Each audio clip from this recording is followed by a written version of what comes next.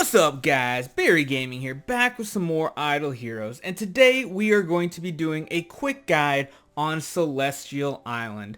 Now it does sound like the developers may have been working on Celestial Island for quite a while now. Hopefully we get an update for it pretty soon because it's kind of an old outdated way to get resources. It's not really that great. I mean, it's okay, it's decent, but overall, it's just very lacking in content, but that doesn't mean you should ignore it. There are a couple of things that are very, very important that you get out of this Celestial Island. So the first thing to go over is your watchtower. So as you level up your watchtower, you will get more access to more creations in the pit, the holy terrace, things like that. There are other things that it increases as well, such as the number of islands that you can attack out in the blimp. We'll show that a little bit later. And then also the limit of daffodils that you can save up. The more, the better. But one thing to remember is leveling up this watchtower can get dangerous because the power level of the monsters and bosses that you will fight are directly correlated to the level of your watchtower. If you are early game, especially free to play, I would be very, very wary about leveling up your watchtower. If you level it up too fast, you won't be able to kill the monsters. So, as long as you feel comfortable and you think that your team is strong enough at the current level you're at, you can go up another level. We actually have a lot of stuff we can do here since we've been kind of neglecting it on our Petrify Meme team. But definitely make sure your team is strong enough before you just go pumping levels here, because if you level this too quickly, you won't be able to clear the islands, you won't be able to clear the boss, and you'll be getting less resources because of it.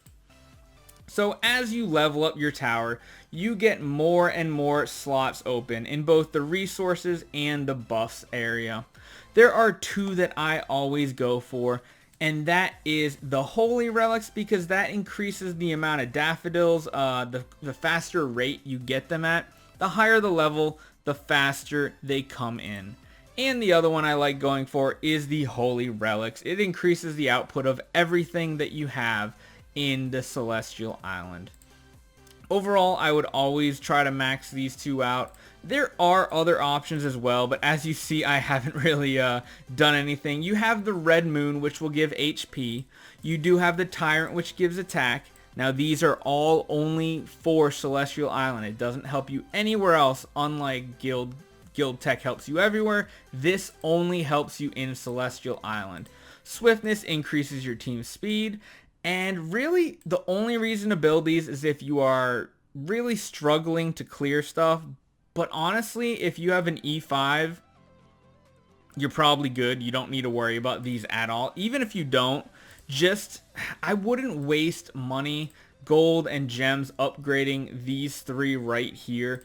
Mainly, I would tell you to do is just try to watch your level of your overall watchtower and make sure you don't out-level what you can do damage-wise. Now, early game, in my opinion, the best two mines to get are, of course, going to be the gem mines. They can give you a lot of gems daily. Make sure you are collecting these a couple times a day. Ooh, we've been slacking. Like I said, we've been slacking. We need to make sure we're upgrading everything, especially the gems and the gold mine. So early game, definitely try to get your gem mines going. It's just an awesome extra way to get more gems. After that, towards the mid game, I would start upgrading your gold mines. Ooh, this one's really far behind. Ooh, we're way behind on gold. Man, we could have been banking all that gold. But yeah, mid game, definitely try to start capping out your gold mines as well. Usually my strategy is once I do a new watchtower level, I do one level at a time and then make sure I can max out all of my mines and my harvest and my holy relics. I always like doing all of them together.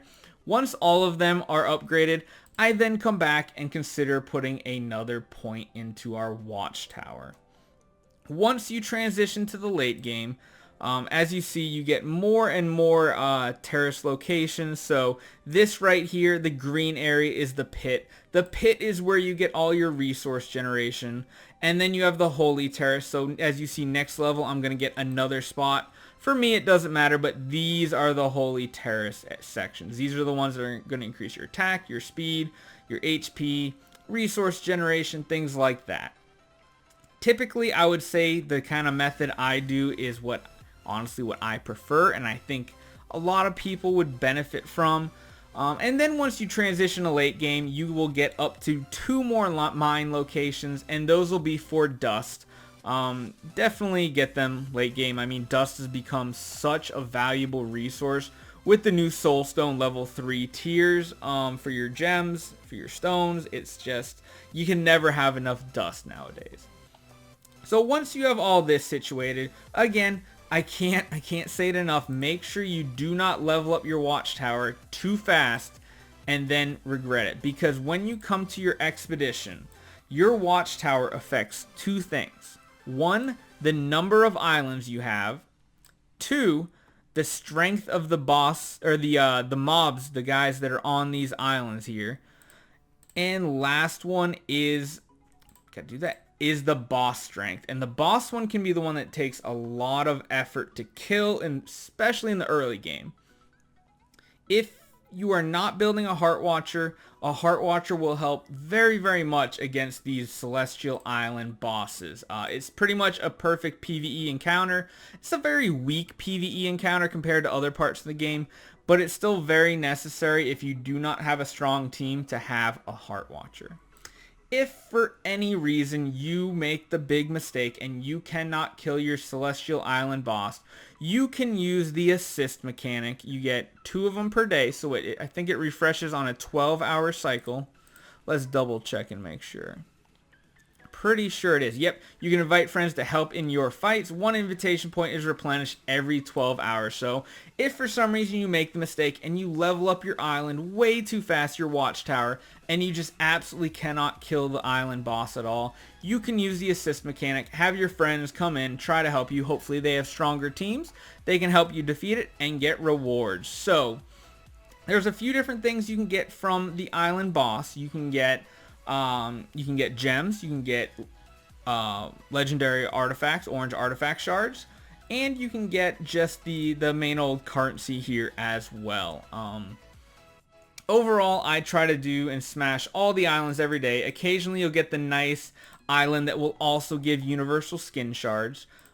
When you also kill the boss as well, you'll get something in the mail that'll give you more resources, gold, gems, things like that. You also have a chance when you kill the Celestial Island boss to get a skin shard as well. So that's another nice little perk.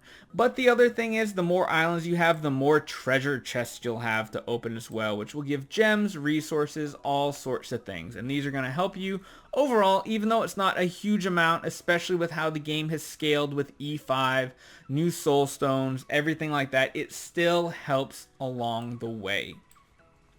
Lastly, guys, I just wanted to jump over here and show you what a final full island looks like. Granted, as you see, this is going to be on my Skerei account compared to my Petrify meme team. I still don't use, I put something down, I kind of wasted some gems, but I didn't really use anything for speed, attack, HP, anything like that. We have the Holy Relics maxed out. We have our Holy Relics for Harvest maxed out. And we have all of our gold mines, our gem mines, and our dust mines maxed out. So it helps a lot. I mean, it doesn't look like a lot of resources. That was probably just from a few hours, but overall it makes such a difference. Like such a difference. These monster souls add up a lot as well. Of course, you can always smash it just like most things in the game. Come in, auto clear it. There is one strategy in the late game, and I'd like to talk about it real quick because I know a lot of people I even know don't know about this. There's a strategy to getting orange artifact shards. So if that's something you're interested in and you're not worried as much about the other resources here, there is a strategy where you fight your boss.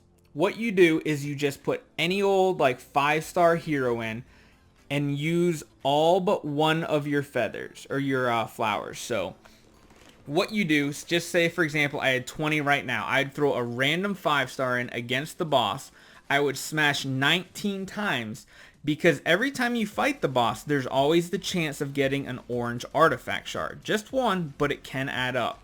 And then of course what you do is, on your last attempt for the day, you throw in your normal team, kill them, get your extra resources, get your quest completion, things like that. And it's just another way to try to cheat out and get more orange artifact shards. But overall, definitely max out eventually your entire mine over here. Focus on your gems first, then transition and do gold as well, and finally get your dust. If you absolutely need to, then I would consider leveling up your attack and things like that, but in my opinion, it's a big waste of gold. You'll eventually get stronger. What the big thing is making sure you don't level your watchtower up too fast for the power level of your team. So don't just go in there and hit a couple levels in a row, because you might regret it.